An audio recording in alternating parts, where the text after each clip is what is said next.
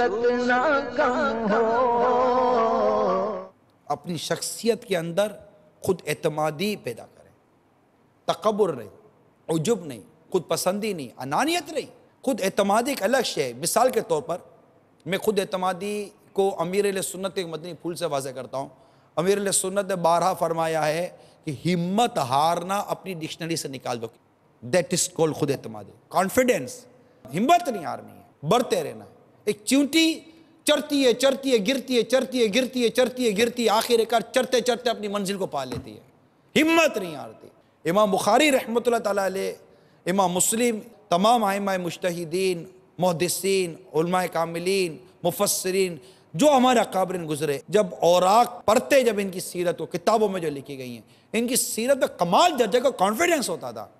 پھر مشقت اٹھانے کی میں ہمت ہوتی، طاقت ہوتی تھی، برداشت کر لیتے تھے۔ امام شافعی نے غربت کے دنوں میں تعلیم حاصل کی۔ امام بخاری رحمۃ اللہ تعالیٰ علیہ یہ غریب نہیں تھے، ان کے والد صاحب ان کے پیچھے پیسہ چھوڑ کر گئے تھے، مگر یہ جن کے پیچھے پیسہ نہیں اب ان کے لیے جو کہتے کہ میں غریب ہوں، وہ امام شافعی کو دیکھیں کہ جن کے پاس کاغذ خریدنے کا پیسہ نہیں تھا، ہڈیاں لے لے کر اس پر حدیثیں جمع کیا کرتے تھے۔ امام یوسف رحمۃ اللہ تعالیٰ علیہ کے پاس جوتا سلوانے کے لیے پیسے نہیں تھے، اپنے وقت کے امام بن گئے۔ اور وہ جن کے پاس پیسہ ہے، اگر وہ امام بخاری رحمۃ اللہ تعالیٰ علیہ کو دیکھے کہ ان کے والد ماجد پیچھے ٹھیک ٹھاک پیسہ چھوڑ گئے، مگر انہوں نے پیسے کو پیسہ بنانے، پیسے کو بزنس میں لگانے کے بجائے اپنا مال مداربت میں دے دیا، مداربت کر لی، ایک ہی محنت ایک کا پیسہ جس کو کہتے ہیں ہم، مداربت میں لے گئے اور خود علم دین سیکھنے میں لگ گئے، اور وہاں سے جو آمدنی آتی تھی اسی سے اپنا گزارا ہو جاتا تھا۔ یہ کام پیسہ غربت وغیرہ کا حصہ نہیں ہے، یہ تو جذبہ ہے، یہ تو شوق ہے، یہ تو ولولہ ہے، یہ تو جنون ہے جس سے اللہ عطا کر دے، اب چاہے وہ مالدار ہو یا غریب ہو۔ مگر تاریخ گواہ ہے کہ غریبوں کے حصے میں، کم مالداروں کے حصے میں یہ نعمت زیادہ آئی ہے، وہ یہ زیادہ کر گئے۔ اس لیے تمام اکابرین کی اگر ہم سیرت کو پڑھتے ہیں تو ان میں مالدار کم ہی گزرے، اور جو گزرے وہ مال کے کبھی حریص اور مال کے کبھی طالب نہیں تھے، ورنہ اکابر ہی نہ بنتے۔ وہ مال کے کبھی طالب و حریص نہیں تھے، مال ان کے مقدر کا تھا جو ان کو ملا، اور اس سے بھی سخاوت اور یہ کرتے گئے، خود قناعت اختیار کرتے گئے اور اللہ کی راہ میں خرچ کرنے کا ذہن دیتے گئے، اور اسی مال سے اپنے اور اپنے جو طلبہ ہوتے تھے، جو رفقا ہوتے تھے، ان کی مدد کرتے گئے۔ مال میں دل نہیں لگایا، ارے مال میں دل لگائے گا تو علم کہاں سے آئے گا؟ تو ان کو ان کے نصیب کا جو ملا وہ ملا۔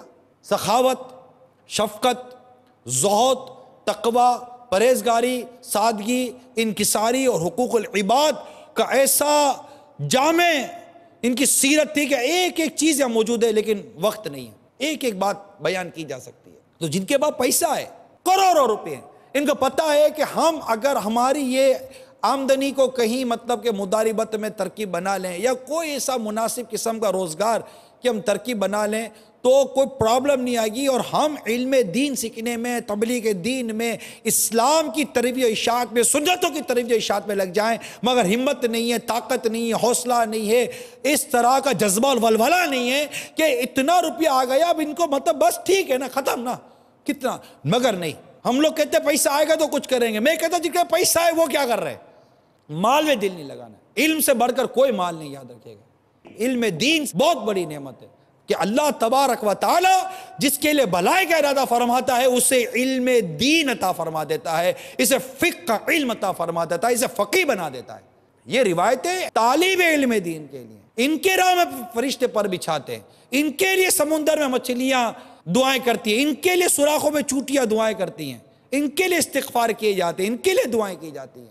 یہ ہیں وہ حاملین قرآن، حافظ قرآن، عالم دین، علم دین سیکھنے والے، ان سے محبت کرنے والے، علم دین کی طرف بڑھنے والے، کہ یہ جب گھر سے نکلتے ہیں تو ان کے گھر سے نکلتے ہی اللہ تعالیٰ ان کی بخشش فرما دیتا ہے۔ یہ ہے وہ طبقہ، اس طرف آنا ہے۔ اللہ تعالیٰ ہم سب کو عمل کرنے کی توفیق عطا فرمائے، عمل کرنے کا جذبہ عطا فرمائے، اور علم دین کی محبت اور امام بخاری علیہ رحمۃ اللہ علیہ کا فیض عطا فرمائے۔ یعنی امام بخاری رحمۃ اللہ تعالیٰ علیہ کی سیرت میں لکھا ہے، لذائذ دنیاویہ اور عیش و عشرت سے امام بخاری کوسوں دور تھے۔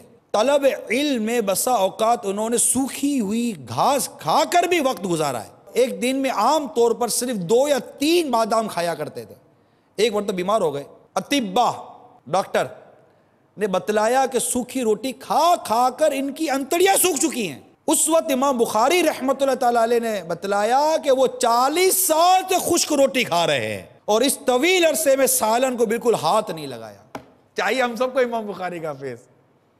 فیض ملنے کا راستہ جو ہے نا اپنے کنارے پر فیض دو، فیض فیض فیض فیض برساؤ. اپنے جہاں بھی ہو فیض برسے اپنے کے اوپر. میں جہاں بھی کھڑا رہوں میرے پر فیض برسنا چاہیے. اس راہ پر چلنے کے لیے ہمت نہیں ہے، طاقت نہیں ہے، حوصلہ نہیں ہے، جذبہ نہیں ہے.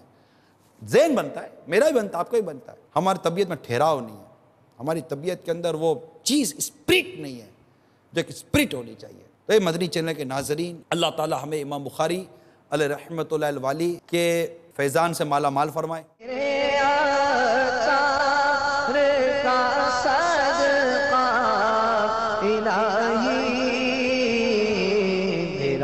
جذبہ کسی صورت نہ کم ہو